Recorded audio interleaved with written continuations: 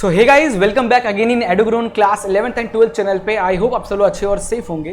तो यार हम लोग पढ़ रहे थे क्लास 12th का chapter number 1 that is electric charge and field, ठीक है। और आज हम लोग इस चैप्टर का 7th टॉपिक लगाने जा रहे हैं जिसका नाम है कंटिन्यूअस चार्ज डेंसिटी, ठीक है। तो चलिए शुरू करते हैं आज के टॉपिक को। बट उससे पहले एक छोटी सी रिक्वेस्ट है यार, चैनल पर नए हो तो लाइक शेयर सब्सक्राइब जरूर कर देना। हम थोड़ा सा आपके लिए मेहनत करते हैं तो थोड़ा सा आपका भी तो फर्ज बनता है, ठीक है। चलिए, तो कंटिन्यूअस चार्ज डेंसिटी क्या होता है इसको इस तरीके से समझिए बेटा। लाइक मेरे पास क्या है, एक इस तरीके का वायर है, एक लाइन जैसा वायर है, लाइक दिस पेन की तरह एक वायर है। इसका एक लेंथ है जिसका विड्थ क्या है, बहुत कम है कंपेयर टू लेंथ।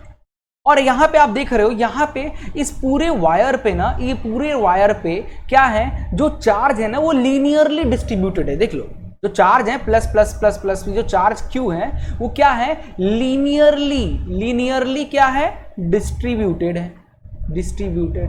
अब क्या था, देखो यार, हम लोग पढ़े थे कि अगर एक चार्ज Q है तो इस चार्ज Q की वजह से इस पॉइंट पे इलेक्ट्रिक फील्ड कितनी निकल के आती है। तो हमने लिखा कि sir F upon that is, चलो ठीक है, ये भी फॉर्मूला है, फोर्स के कंपेयर में अपन देख सकते हैं। बट हमने निकाला था कि किसी भी सोर्स चार्ज से एक पर्टिकुलर पॉइंट पे इलेक्ट्रिक फील्ड की जो वैल्यू होगी वो हो जाएगी K, वो Q अपॉन जो डिस्टेंस है उसका R²। हमने ये चीज अभी पिछले वीडियो में पढ़ा था, ठीक है। तो सिंगल पॉइंट चार्ज था उसके लिए हमने ऐसा कर लिया। लेकिन अगर बहुत सारे चार्ज हो, समझ रहे हो, एक वायर है जिसका लेंथ L है, इसके ऊपर बहुत सारे चार्ज है, तो बहुत सारे चार्ज हैं तो बहुत सारे इलेक्ट्रिक फील्ड बाहर निकलेंगे, जाहिर सी बात है।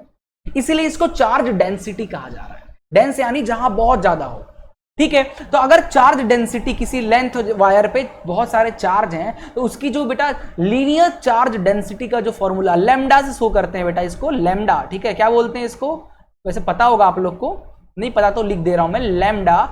ये क्या हो जाएगा, जो चार्ज उस पर डिस्ट्रीब्यूटेड है ना, सेम ही होंगे, जाहिर सी बात है। तो जो चार्ज डिस्ट्रीब्यूटेड है, चार्ज अपॉन वो पूरे वायर की लेंथ। मान लेते हैं जैसे इस वायर की लेंथ कितनी है, L है। तो charge upon length is known as linear charge density of that wire, ठीक है। इसका यूनिट क्या हो जाएगा, चार्ज का कूलम, लेंथ का मीटर, तो कूलम पर मीटर, ठीक है।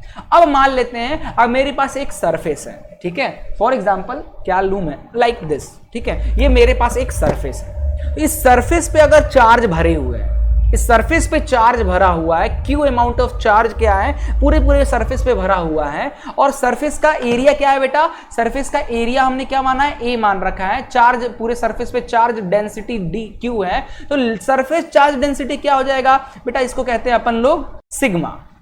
इसको अपन सिग्मा से डिनोट करते हैं। Sigma is equal to charge upon area. इसका यूनिट क्या हो जाएगा, कूलम पर मीटर स्क्वायर। डन। वैसे ही मान लीजिए मेरे पास एक बॉल है, क्या है, एक बॉल है, स्पेरिकल है, स्पेरिकल बॉल है। तो भाई कोई भी स्पेरिकल 3D चीज होती है तो उसके अंदर क्या होता है, वॉल्यूम होता है। अगर पूरे वॉल्यूम पे चार्ज डिस्ट्रीब्यूटेड है, ठीक है, एक चार्ज है जो एक स्फीयर के पूरे वॉल्यूम पे डिस्ट्रीब्यूटेड है, ठीक है, तो वॉल्यूम चार्ज डेंसिटी कितनी हो जाएगी, RH, रो बोलते हैं। Rho is equal to charge upon volume. Unit क्या हो जाएगी, कूलम पर मीटर क्यूब। क्लियर है ये चीज। चलिए, तो आई होप आपको ये सारी चीजें क्लियर होगी डेंसिटी से रिलेटेड। अब इसका यूज हम लोग सर कहां करेंगे, तो देखो, मान लेते हैं जैसे एक चार्ज है, एक हमारे पास वायर है। अभी हम लोग अगले टॉपिक में जस्ट पढ़ेंगे, ठीक है। ये वायर है, ठीक है। अब क्या है, इस वायर पे बहुत सारे चार्ज है, इस वायर पे क्या है, बहुत सारे चार्ज है। मान लेते हैं Q अमाउंट ऑफ चार्ज है। तो बताइए इस पॉइंट पे इलेक्ट्रिक फील्ड क्या होगी, इस पॉइंट पे। तो भाई एक चार्ज से, ठीक है, एक चार्ज से कि R डिस्टेंस पे एक पॉइंट P है, तो इलेक्ट्रिक फील्ड कितनी होती थी, जल्दी बताइए, KQ/R²। तो बहुत सारे चार्ज हैं, तो इसी इक्वेशन को अपन क्या लिख सकते हैं, कि अब क्योंकि ये जो वायर था इसकी लेंथ L थी, तो यहाँ पे और चार्ज Q है, तो यहाँ पे लैम्डा को क्या लिख सकते हैं बेटा, Q अपॉन L, क्योंकि यहाँ पे लेंथ है ना, तो लेंथ पे चार्ज है तो लीनियर चार्ज डेंसिटी आ जाएगी। क्या आ जाएगी, लीनियर चार्ज डेंसिटी। तो यहां से अपन Q को क्या लिख सकते हैं बेटा, लैम्डा L। तो ये फॉर्मूला हमारा बन जाएगा K lambda L upon R², like that. तो इस जगहों पे हम लोग यूज करेंगे, जहां जहां चार्ज डिस्ट्रीब्यूशन की बात होगा ना, हम क्या करेंगे, हमारे फॉर्मूला में जहां भी Q होगा ना, उस Q की जगह पे हम क्या करेंगे, लैम्डा L की यूज कर लेंगे। अगर हमारे पास सरफेस है, सरफेस पे चार्ज बहुत सारे चार्ज है, बहुत सारे चार्ज हैं, तो हमारा अगर कोई फॉर्मूला हम उसके लिए बना रहे हैं तो उसमें क्यू है, तो क्या हो जाएगा, सरफेस चार्ज डेंसिटी को क्या सिग्मा से डिनोट करते हैं, क्या होता है, क्यू अपॉन एरिया। तो क्यू क्या हो जाएगा हमारा बेटा, sigma upon sigma into area. ठीक है, इस तरीके से हम इस चैप्टर को यूज करेंगे। चलिए अब हम लोग इस चैप्टर का एक क्वेश्चन लगाते हैं, सॉरी इस टॉपिक का एक क्वेश्चन लगाते हैं। कह रहा है एक रेक्टेंगुलर सरफेस है, ठीक है, रेक्टेंगुलर सरफेस है जिसका length and width will be 10 metre and 6 metre. ठीक है, एक बना लेते हैं जल्दी से, एक रेक्टेंगुलर जिसका लेंथ है 10 मीटर और विड्थ है कितना बेटा, 6 मीटर। रेक्टेंगुलर सरफेस है, कैरिंग चार्ज ऑफ, ठीक है, इसके अंदर बहुत सारे चार्ज है, डेट इज 1.6 इंटू 10 की पावर माइनस 19 कूलम चार्ज दे रखा है। Calculate the charge density. अब क्या है बेटा, ये सरफेस है ना, क्या है ये, सरफेस है, एक सरफेस है, तो सरफेस चार्ज को सिग्मा से डिनोट करते हैं बेटा, और ये कितना होता है, चार्ज अपॉन एरिया, यही होता है सरफेस चार्ज डेंसिटी। ठीक है, तो सरफेस चार्ज डेंसिटी, चार्ज कितना दे रखा है, 1.6 इंटू 10 की पावर माइनस 19 अपॉन एरिया, क्या हो जाएगा, रेक्टेंगल का एरिया क्या हो जाएगा, लेंथ इंटू विड्थ। ठीक है, तो ये आ जाएगा, देखो ये पॉइंट आ जाएगा 100, ठीक है, इससे कटिंग कीजिए इसको, ये पॉइंट से एक हटाओगे तो नीचे एक 10 आ जाएगा।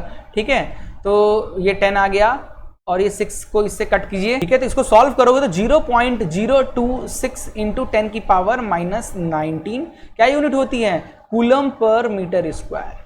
कुछ ऐसा आंसर आएगा, कैलकुलेट करके देख लेना, सिंपल है यार। फिर इसको कटिंग कर लो, 2 3 6, 2 8 फिर इसको पॉइंट में आ जाएगा कुछ 0.26 है ना, और फिर 0 को ऊपर भेज देना, बस काम हो जाएगा तुम्हारा।